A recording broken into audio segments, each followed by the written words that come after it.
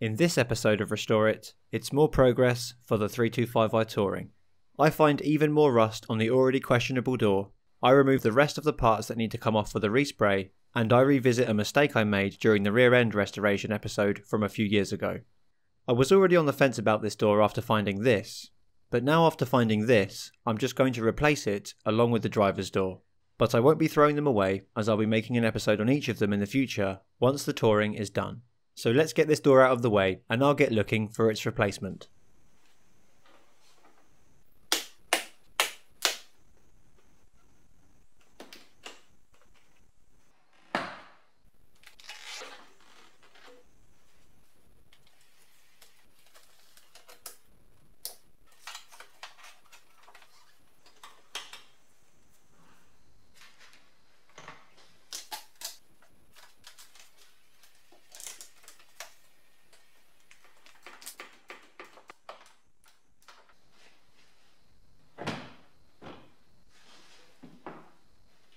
With that out of the way, I'm now going to remove parts like the door contact switches and door latches so the door jambs are completely bare.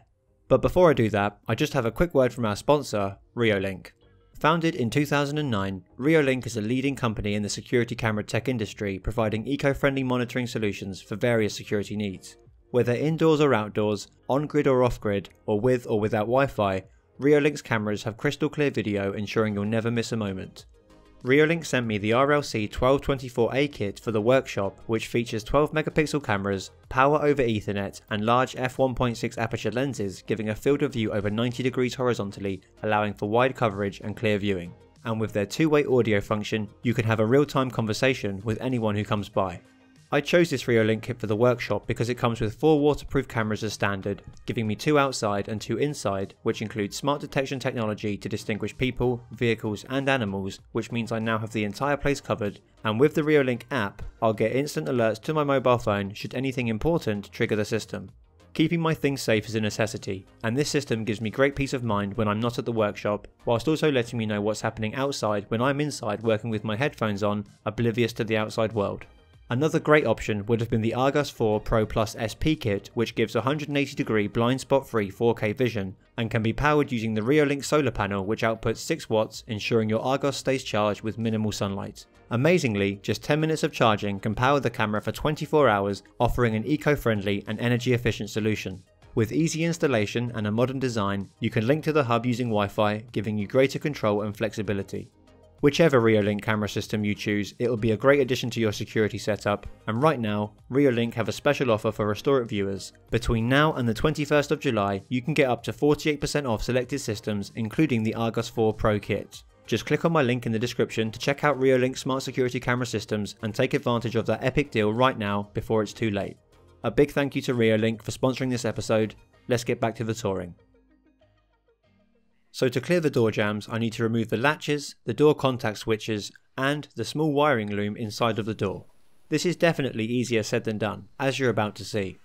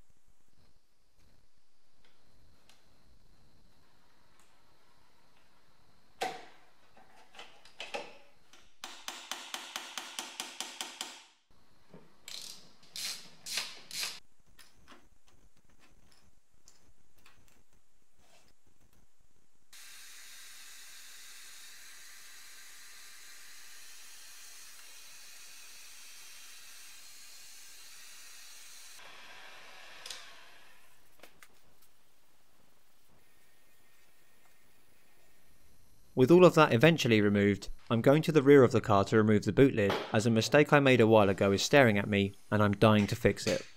Before the boot lid can be unbolted, I need to remove all of the trim and things like the rear wiper motor, the license plate lights and the boot lid contact switch.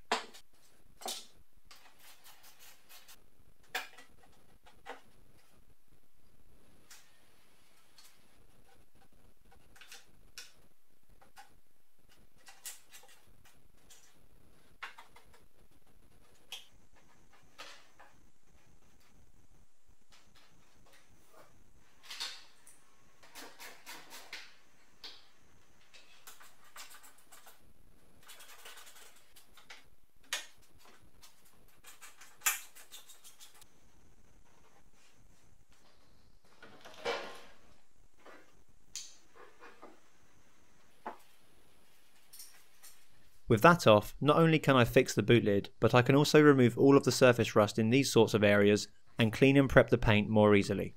Do any of you know if these 4 bolts and this wire are from the factory or have been fitted after the fact? They don't seem very factory and are causing quite a problem in terms of rust. If they aren't factory, they're coming out and will be plug welded. Some of you will remember the episode I made on the rear end of this touring back in Spain. It was a while ago now and I was definitely less experienced than I am now.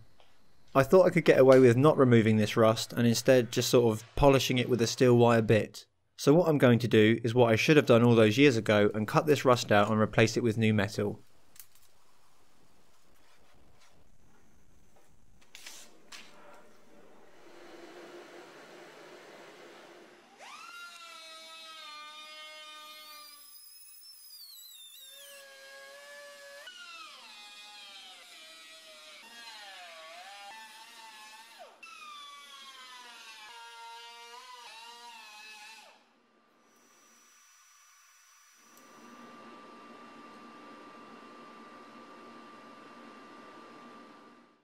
With that cut out, I'm going to prep the edges of this piece and make sure there isn't any more surface rust hiding nearby.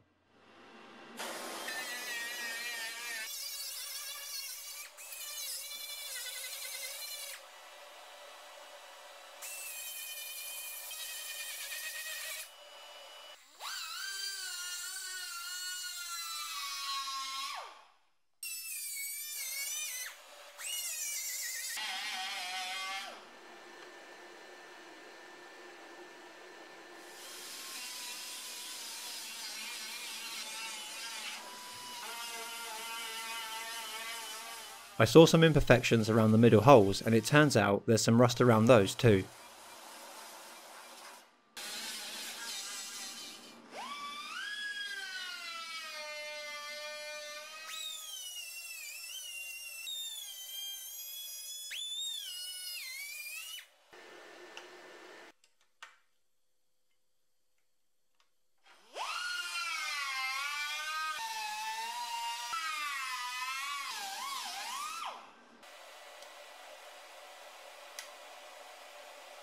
With those cut out, I'm now going to check even the tiniest imperfection for rust to make sure I've got it all.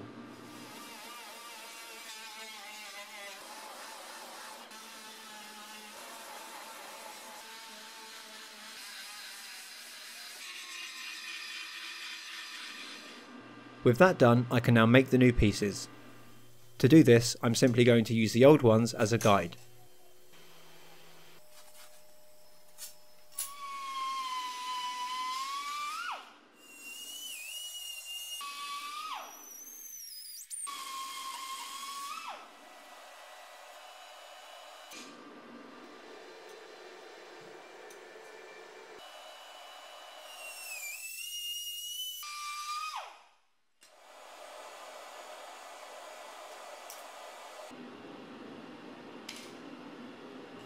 Before I weld the new pieces in, I need to prep the inside of the boot. There isn't any rust on the inside, but what feels like old adhesive that's gone bad. I'm going to remove this and replace it with a zinc-rich primer.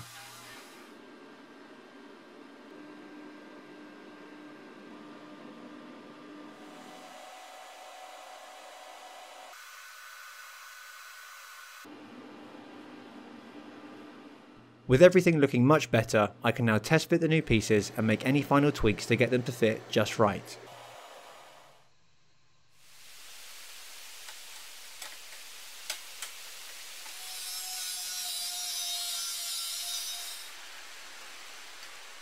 Now that they're a perfect fit, I can protect the side that's going to be on the inside and weld them in.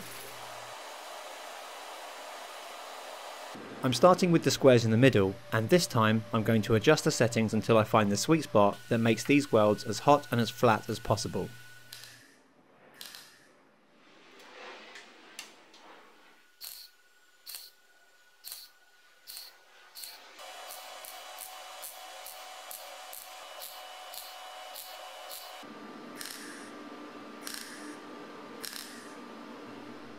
And as you can see, I finally cracked it. Although I should have checked the manual sooner, as it tells you exactly which settings are required for different wire and metal thickness. Now I can do the other square with my newfound settings.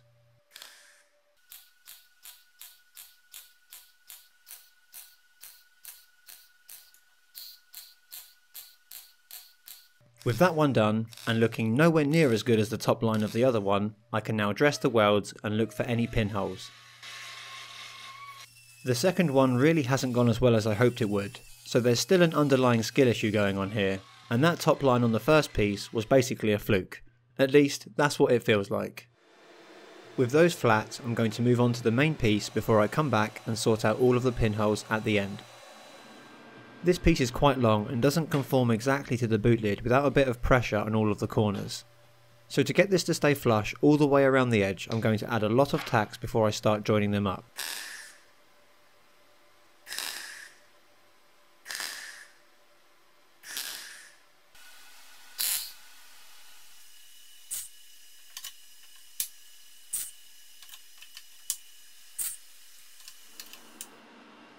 Now with around 50 tacks holding it in place, I can join the gaps, making sure to keep the new piece and the panel as cool as possible throughout.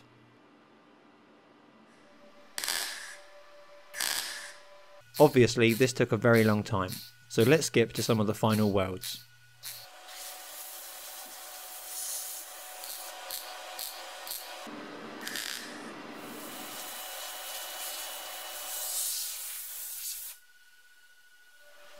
And thankfully these ones came out a lot like the top line on that first square. With the new piece fully welded in and the panel still nice and cool, I can now address these welds and see just how many pinholes there are.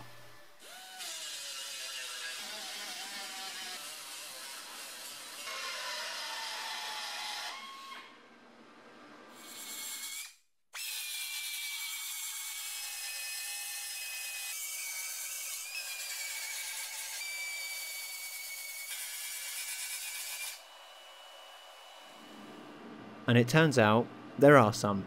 So I'm going to get these filled and dressed, and then I can start thinking about the holes that have been removed during this process.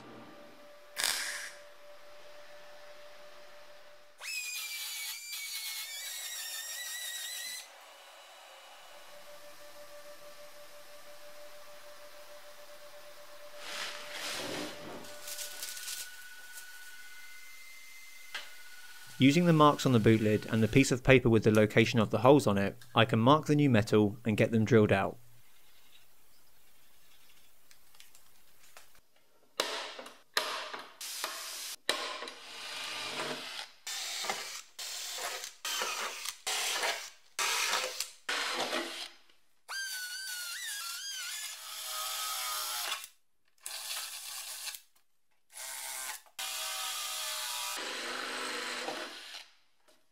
And with those looking good, I'm now going to protect the whole area with zinc rich primer for now. This zinc primer will be coming back off before epoxy primer and filler is added, but that's this boot lid repaired and a mistake learned from. There's a small section of the front right corner that I'm going to redo in a coming episode, as I was on the fence about grinding it down and not removing it, but after seeing this I'm cutting it out and replacing it with new metal, as it's just not worth the risk. Moving on, I'm going to remove the headlights and the front bumper shocks so they don't get in the way of the respray, and also so I can get the bolts and screws de-rusted and re-zinc plated. And as for the headlight U-clips, they'll be replaced with new ones.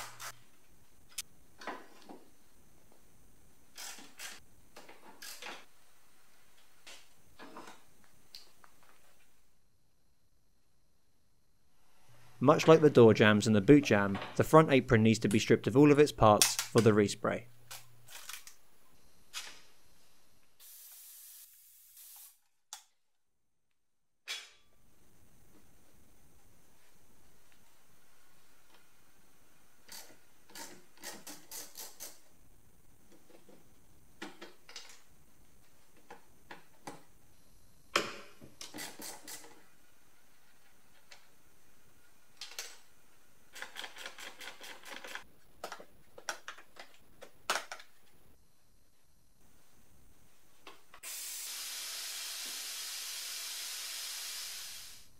I am going to remove the front windscreen, but I'll need some help with that, so I'm going to leave it for a future episode. With the boot out of the way, I can now remove anything left inside the boot jamb. I cannot for the life of me work out how this comes off. Because I need to remove the front door locks, I need to remove the door card to be able to do so.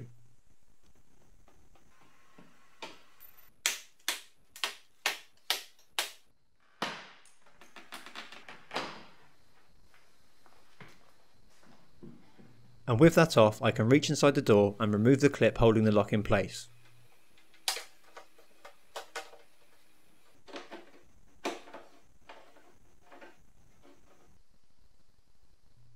Another thing that must come off for the respray is the bottom window trims. These aren't easy to remove, which is why I've been putting it off.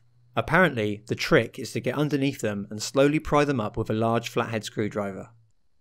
Now, I'm sure there's a very expensive and very official BMW tool for this, but this seems to be doing the job just fine.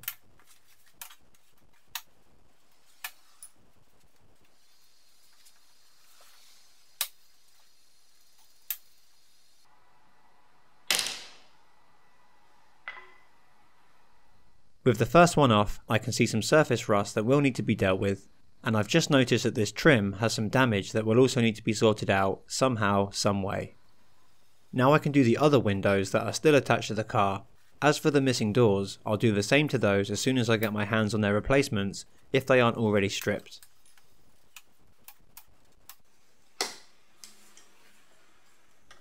The inner section pries off in much the same way, but is much easier to remove.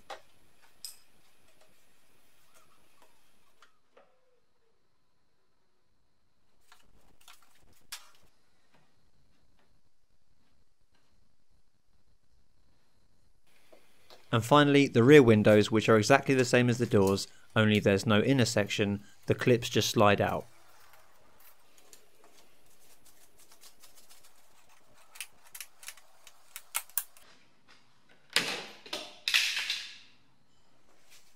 With those done and the loose dirt removed, I'm going to move on to these white mystery clips. If any of you know the reason for this piece of metal held in place with these white clips that sits on the inside of the front doors, please do let me know down in the comments.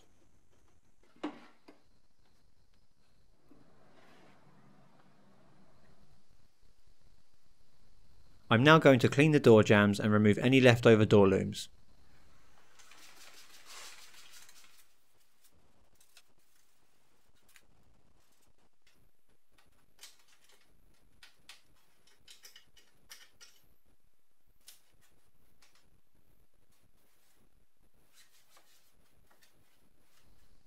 The rear door jamb is now looking really good, but I'm struggling to get to the front hinges. After speaking with the painter, he said he's going to have to remove the doors to do the door jambs anyway, so I might as well remove them myself.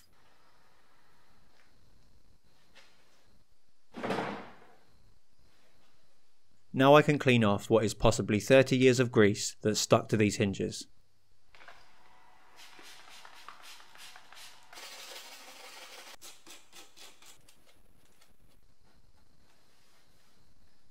Overall, this side is looking really good. It's pretty much ready for sanding. Sadly, the same can't be said for this side. First, I'm going to remove the door, clean up the jamb, and then we'll have a look at the damage.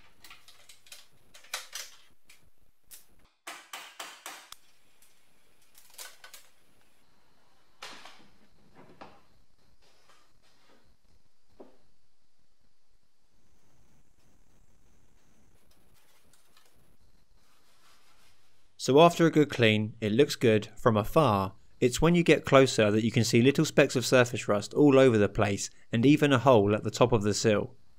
So this side will definitely need a bit more work before it's ready to prepare for paint. In the next episode, I'm going back to welding, starting with the front passenger footwell and working my way backwards along the sills. And once they're done, I can move to the underside of the car, remove all of the running gear and see what the rest of the underside is really like.